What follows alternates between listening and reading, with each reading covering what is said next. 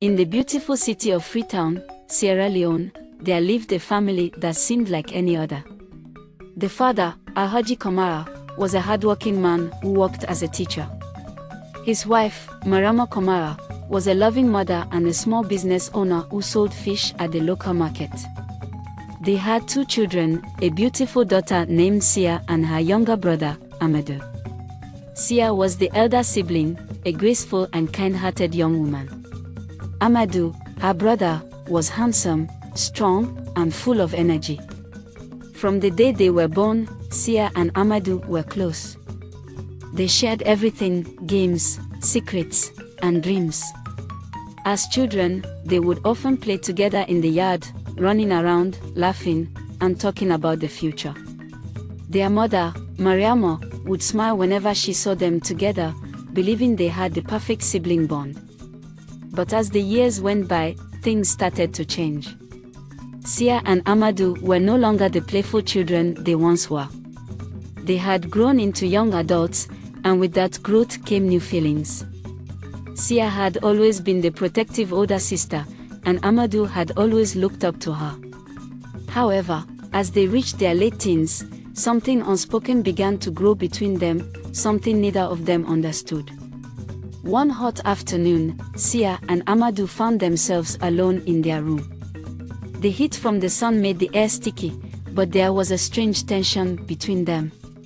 They sat on the bed, not speaking at first, just staring at each other. "I feel strange, Amadou," Sia said quietly, her voice shaking. "Me too," Amadou replied, his voice soft. He reached for her hand, and for a moment, they both held on tight. The feeling between them grew stronger. Neither of them could explain it, but it was undeniable. At that moment, something crossed the line. They kissed, and it felt different from anything they had ever felt before. But neither of them could understand why. Outside the room, their father, Alhaji, had begun to notice something was wrong. He saw how the 2 siblings had started acting strangely around each other. At dinner, they would sit too close, and sometimes their eyes lingered too long. He didn't trust it, but he wasn't sure what to do. One night, Alhaji decided to secretly follow them. He stood outside their door, watching through the crack as his children lay together in bed. They had no idea he was there. Alhaji's heart raced. He had heard of things like this happening in other families, but never thought it would happen to his own. He stepped back, his mind full of confusion and fear. He couldn't let this continue. Meanwhile, Mariama, their mother, remained blissfully unaware. Every time Alhaji tried to talk to her about his worries, she laughed it off. "You worry too much, Alhaji," Mariama would say. "They are just children. They are close because they are siblings. It's normal for them to be together all the time." But Alhaji knew something was not right. He couldn't bear the thought of what was happening between his children. One day, he finally decided to confront them. He walked into their room while they were sitting together, not noticing him enter. He felt the heavy silence in the air as he stood at the door, watching them closely. "Sia, Amadou," he said sternly. "I need to speak to you both." Sia and Amadou looked up, startled. They could see the anger and worry on their father's face. "What is going on between you two?" Alhaji asked, his voice trembling with a mix of fear and authority. Sia's face turned red with embarrassment. She had never seen her father so upset. Amadou, too, looked confused, not knowing how to respond. "It's nothing, father," Sia said quickly, standing up. "We were just talking." "Talking?" Alhaji repeated, his voice rising. "I know what I saw. You two, there's something wrong here." Sia's heart pounded. She didn't know what to say. How could she explain what was happening? "We love each other, father," Amadou said quietly, not able to hold back any longer. but we don't understand why. It's just something that's happening. We don't know how to stop it. Alhaji's face went pale. He couldn't believe what he was hearing. His children, the ones he had raised with so much love, were involved in something he could never have imagined. This is wrong, Alhaji said firmly.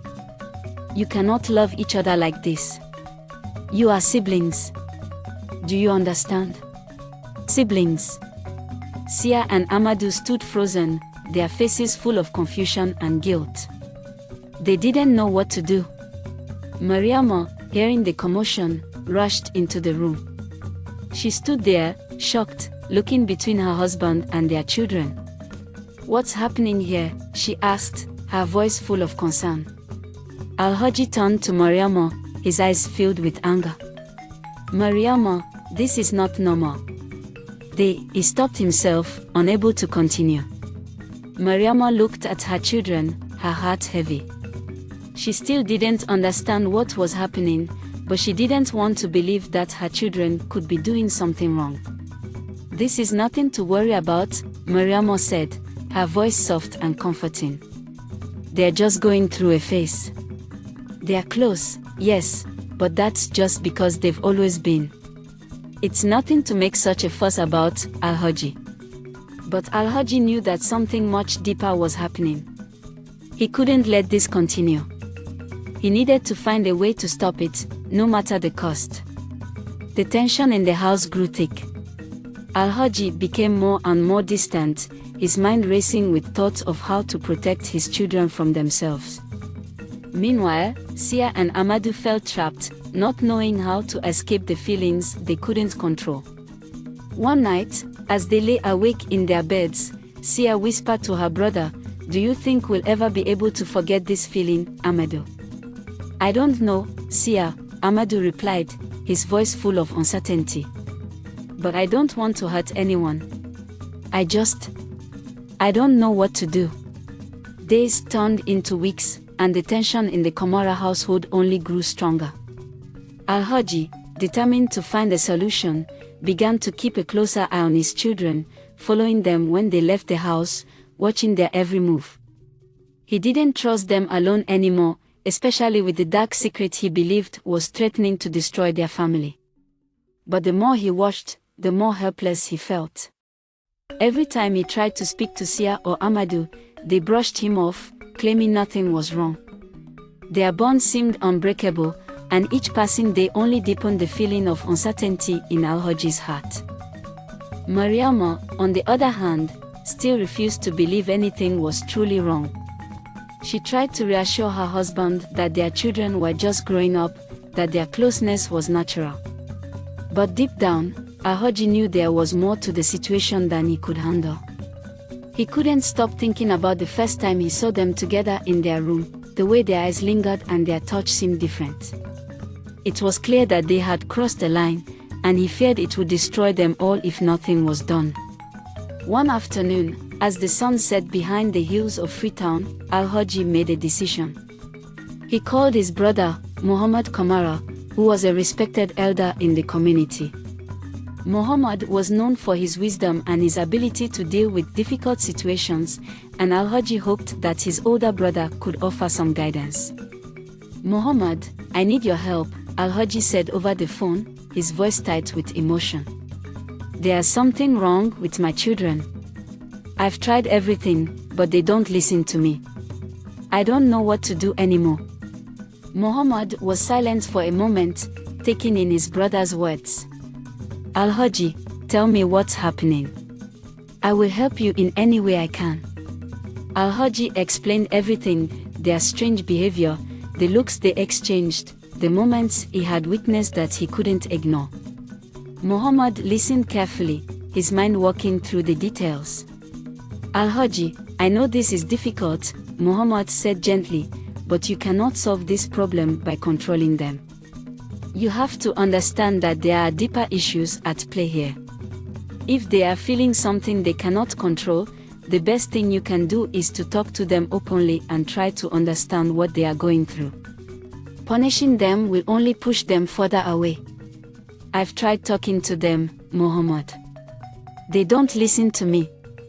They think I'm just being paranoid. Al-Haji's voice broke with frustration. I understand, Muhammad replied. But you must keep trying. If you really want to save your family, you must find a way to talk to them. This will not be easy, but it is the only way. Al-Haji felt the weight of his brother's words. He knew that Muhammad was right. But he also felt that time was running out. His children were slipping away from him, and he wasn't sure how much longer he could stand by and do nothing. Meanwhile, Sia and Amadou were facing their own battle. The feelings they had for each other were growing stronger by the day, but so was the guilt. They knew what they were doing was wrong, but they couldn't seem to stop it. One evening, after their parents had gone to bed, Sia and Amadou found themselves in their room again. The air was thick with tension, and neither of them knew how to break the silence. I don't know what's happening to me, Amadou, Sia whispered, her voice trembling. Every time I'm near you, I feel something I can't explain. It's like I'm drawn to you in a way that doesn't make sense. I feel it too, Sia, Amadou admitted, his face pale with confusion. But it feels wrong. I know it's wrong, but I can't stop it. Sia looked at him, her eyes filled with tears. What if we are doing something terrible? What if we can't go back after this?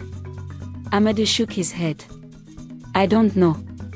I don't know what to do. But I don't want to hurt you, Sia. You're my sister. I'm your sister, Sia repeated, the words feeling heavy in her mouth. But I don't know how to fight this, whatever it is that's between us. As the night wore on, their emotions swirled in a mixture of confusion, love, and guilt. They wanted to find a way out, but they didn't know how. The secret they shared was tearing them apart, and the fear of their father's anger hung over them like a shadow. The next morning, Al-Haji sat down at the kitchen table, deep in thought. He had spent hours tossing and turning in his bed, trying to figure out how to fix his family. The more he thought about it, the more he realized that he could no longer handle this alone. He called Muhammad again, his voice shaking. I've decided I can't wait any longer. I need to take drastic action. I've already lost control of my children, and I fear if I don't do something now, it will be too late. Muhammad's voice was calm but firm. Al-Haji, please listen to me. Don't make any hasty decisions. You cannot force them to change. If you want to save your family, you must show them love, not punishment. Al-Haji was silent, the weight of his brother's words heavy on him. He wanted to believe that Muhammad's advice was the right path, but he felt so powerless. He looked up and saw his children enter the room. Their faces were strained, and the tension between them was palpable. Al-Haji's heart ached as he realized just how close they were to losing everything. Sia and Amadou exchanged glances, unsure of what to say. Al-Haji stared at them, the words stuck in his throat. For a moment, it felt like the world had come to a standstill. Father, Sia said softly, breaking the silence. We don't know what to do. We are sorry. We never meant to hurt you. Amadou nodded. We don't want to destroy the family. But we don't know how to make these feelings go away. Al-Haji's eyes filled with tears. He wanted to say something, anything that would make them understand. But all he could do was reach out and pull them into a tight hug, the weight of their secret pressing down on him. I love you both, he whispered, his voice breaking. And I will do whatever it takes to help you. The days that followed seemed longer than ever. Sia and Amadou kept to themselves, their emotions a swirling mess of confusion and desire. They knew they couldn't stop the feelings growing inside them, but every time they thought about their parents and the consequences, fear gripped their hearts. They couldn't let their parents find out, but they couldn't ignore it either. One evening, the family sat together in the living room.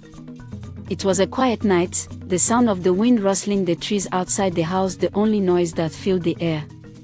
Alhaji had gone to bed early, exhausted from a long day of work, while Mariama was in the kitchen, preparing food for the next day. Sia and Amadou were alone in the living room, sitting on the couch. The tension between them had been building for days, and tonight, it felt stronger than ever. They didn't know what to say to each other. They both felt something that neither of them could explain. Sia, looking into her brother's eyes, felt the familiar connection, but this time, it felt deeper, more intense.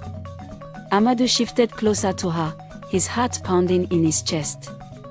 He could feel the heat of her body, the closeness that had always been comforting now felt electric. He reached out, brushing a strand of hair from her face, his hand lingering on her cheek. "Sia," he whispered, his voice thick with emotion. Sia's breath caught in her throat. She could see the same longing in his eyes that she had felt for so long. Slowly, without thinking, she leaned in closer to him. Her lips brushed against his, at first gently, almost like a question, but then, as if they both couldn't stop themselves, the kiss deepened. It was their first kiss, and it felt like the world had stopped. The room, the house, the city, everything else faded away. In that moment, there was only them. They were no longer siblings, no longer children, they were two people, lost in each other. When they pulled away, their faces were flushed, both of them breathing heavily. Neither of them knew what to say. They stared at each other, eyes wide with disbelief at what had just happened. But neither of them could deny what they had just shared. "I didn't mean to," Amadou started, but his voice trailed off. He didn't know how to explain it. "I didn't either," Sia whispered back, her hands shaking. "But I can't deny how I feel." For a moment, neither of them moved, both unsure of what to do next. They had crossed a line, and now they had to live with it. But as they sat there in silence, something shifted between them. The kiss had been a release, but it also opened a door to something neither of them could take back. Suddenly, they heard footsteps in the hallway. Their parents were coming back.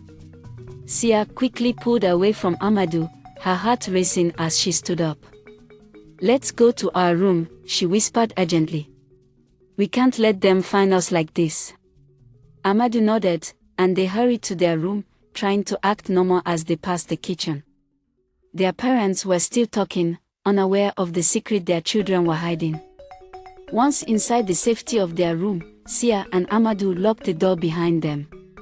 The room felt smaller than usual, the weight of their actions pressing on them. They sat on the bed, both of them unsure of what to say. Sia was the first to speak. "What do we do now, Amadou?" Amadou swallowed hard. "I don't know. I don't want to hurt anyone, Sia. But this feeling, it won't go away." Sia nodded, tears welling up in her eyes. "I feel the same way. But if we keep going like this, what will happen to us? To father? To mother?" The silence that followed was heavy. They didn't have answers. All they had was each other, and that was both comforting and terrifying. As the night wore on, they found themselves unable to sleep. The kiss, the shared secret, the growing feelings, it was all too much to handle. But despite the fear, they couldn't deny that they were drawn to each other, even more now than before. They lay in bed, side by side, unable to look away from each other. And then, without a word, they both shifted closer, as if their bodies knew what their minds were too afraid to admit. In the darkness, they kissed again, more desperately this time, as if the act could somehow erase the guilt they felt. It wasn't just a kiss anymore.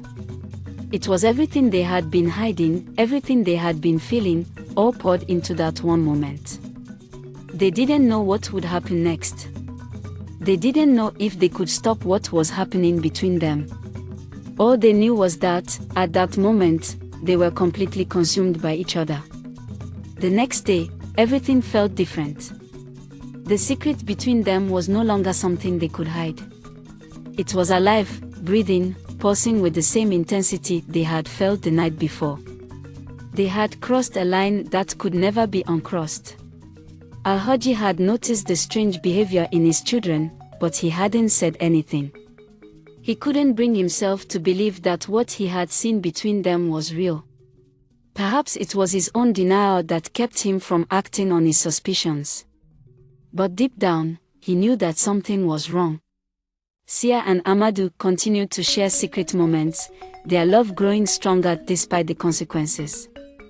But as the days passed, the fear of being discovered weighed on them more and more. They had to be careful, or their world would come crashing down.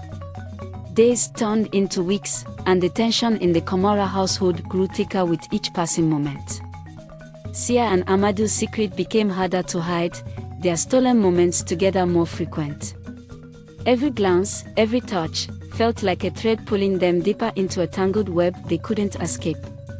But the guilt gnawed at them, especially when they saw the worried looks their parents gave them. They had to be careful, they had to be perfect in hiding their feelings, or everything would fall apart.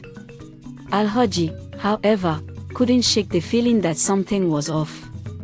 Every time he saw his children, they seemed different, distant, and yet closer to each other than ever before. He had started paying more attention, watching them in silence. His suspicions grew stronger, but he didn't want to believe it. Not yet. He couldn't bring himself to confront them. Not while he still held hope that it was all in his head. One evening, as the family sat down for dinner, the air was thick with unspoken words. Alhaji looked at Sia and Amadou, his eyes narrowing ever so slightly.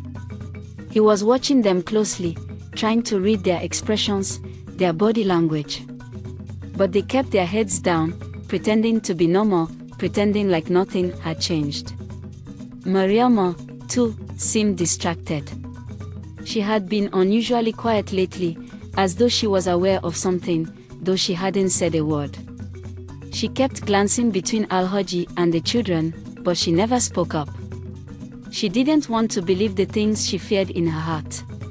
Sia, Amadou, Alhaji finally said, breaking the silence. You two have been spending a lot of time together. Are you alright? Sia looked up, her heart racing, but she quickly forced a smile. We are fine, father. We are just talking a lot. Amadou nodded quickly. Yes, father. Everything is normal. Alhaji didn't respond immediately, but his eyes lingered on them for a moment longer than necessary. Something wasn't right. But he couldn't figure out what it was yet. Later that night, after the family had gone to bed, Alhaji couldn't sleep. The more he thought about it, the more uneasy he became. He knew that something was wrong, something he couldn't ignore any longer. He had to know the truth. He had to see for himself what was going on between his children. He crept out of bed quietly, careful not to wake Mariama. His heart raced as he moved down the hallway toward the children's room. He wasn't sure what he would find, but something inside him told him he needed to know. As he approached the door, he paused. He could hear the faint sound of whispering from inside the room. His breath caught in his throat. The whispers stopped abruptly, but Alhaji didn't move. He waited for a moment, his heart pounding in his chest. Then, ever so carefully, he opened the door just a crack. What he saw took his breath away. There, in the dim light of their room, Sia and Amadou were standing close to each other. Their faces were inches apart, and Alhaji could see the unmistakable signs of intimacy in their expressions. They hadn't noticed him standing in the doorway. Alhaji's world seemed to freeze. The air felt thick and suffocating as his mind raced to process what he was seeing. His children, his own children, were about to cross a line that could destroy everything. He wanted to shout, to pull them apart, but his body wouldn't move. He was frozen, caught in the shock of it all. Then, without thinking, his feet moved, and he stepped into the room. The sound of his footsteps made Sia and Amadou quickly turn, their faces flushing with fear. "Father!" Sia gasped, her voice trembling. Alhaji's eyes were wide with disbelief. What is going on here?" His voice was shaky, barely more than a whisper. Amadou stepped back quickly, his face full of guilt and fear. "Father, please. We didn't mean for this to happen. It just... Don't!" Alhaji shouted, his voice breaking. He stepped forward, his heart pounding in his chest. You are siblings. How could you let this happen?" "This is wrong, Amadou. This is wrong, Sia." Sia's eyes filled with tears. "Father, please, don't hate us. We didn't want this. It's just, we can't control how we feel." Alhaji looked from one child to the other, his eyes filled with pain and disbelief. "You think I don't know what's happening here? You're not children anymore. This is madness." He couldn't understand. He couldn't make sense of it. He felt like the ground was shifting beneath him, like everything he had ever known was crumbling away. His children, the ones he had raised with love and care, were now doing something that could destroy their entire family. Mariama had woken up by now and was standing in the doorway, her face pale as she took in the scene. She had heard the shouting and rushed in, but now, she was just as shocked as Alhaji. She looked between her children, her heart heavy with confusion and sadness. "What is happening here?" Mariama whispered, her voice cracking. Sia and Amadou both stood there, unable to speak, their eyes filled with shame. They knew what they had done was wrong, but they couldn't deny what they felt. It was as if the love they shared had become something they couldn't control, something too powerful to stop. Alhaji took a deep breath, his face pale. "We can't go on like this. We need help. We need to fix this, or it will destroy us all." He turned toward Mariama, his voice shaking. "This is beyond us, Mariama. We need to talk to someone. We need to find a way to save them, save our family." Mariama nodded silently, tears streaming down her face. "I don't know what to say, Alhaji. But I know we can't let this continue." The family was broken. The secret that had once been hidden in the shadows was now out in the open, and nothing would ever be the same again. The days after the confrontation were the darkest the Kamara family had ever faced. The house felt colder, quieter, and the once vibrant love between Sia, Amadou, and their parents seemed to have withered under the weight of the secret that had been exposed. Alhaji and Mariama, though devastated, knew they had to act for the sake of their children's futures and for the preservation of their family. Alhaji made a difficult decision. Amadou, overwhelmed by shame and guilt, was sent away to live with relatives in a nearby city. The distance, Alhaji hoped, would help him heal and give the family space to regain their peace. Sia was heartbroken at the thought of being separated from her brother, but deep down, she understood it was the only way to move forward. "Amadou, I miss you so much," Sia said tearfully on the day he left. "But I know it's for the best." "I miss you too, Sia," Amadou replied, his voice filled with sadness. "But I hope we can figure things out. I'll always love you." The goodbyes were hard, and neither of them knew what the future would hold. But they promised to stay in touch, and as Amadou boarded the bus to the city, they exchanged one last look, both carrying the weight of the past with them. In the months that followed, Sia and Amadou stayed in contact, calling each other regularly, even though the distance made it harder to keep their bond as strong as it once was. Their conversations were filled with longing, explaining how they missed each other, how they still loved each other, and how they wished things could be different. But both of them had changed. They had to change. Sia had begun to understand that the love she felt for her brother was not something that could thrive in the way it had. She had always been close to Amadou, but the events that had unfolded had taught her that some love could not be allowed to grow in the wrong places. She began to focus more on her studies, her friends, and her own future. Slowly, she found herself moving on. Amadou, too, had started to rebuild his life. Living in another city gave him the distance he needed to reflect on everything that had happened. He went to work, met new people, and started to experience life outside of his family's shadow. The regret and the love he had for Sia slowly began to fade into a memory. He, too, began to heal. The time apart allowed them both to discover new paths in life, and the phone calls became less frequent. Slowly, the bond they once shared became more like a distant memory, something they could both acknowledge but not hold on to. It wasn't easy, but it was necessary. Meanwhile, back in the family home, things began to return to normal. Alhaji and Mariama, though scarred by the events that had unfolded, worked through their pain and focused on rebuilding their family. They attended counseling together and began to understand their children better, helping them cope with what had happened.